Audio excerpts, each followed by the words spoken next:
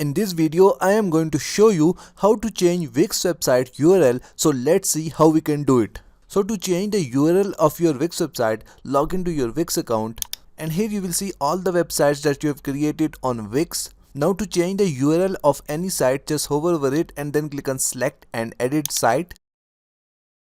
Now if you have a free website and you want to change the URL of your free website, then from the top just click on this three dots button and then click on rename site, and here you will see an option site address or URL, and you can easily change the URL of your Wix website from here.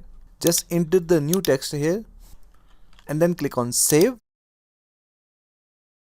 and in this way your Wix website URL will be changed. And if you have a premium website, then from the top click on your account icon and then click on domains, and from here you can change the domain of your Wix website. So that's it for today. Thanks for watching. Please like and subscribe.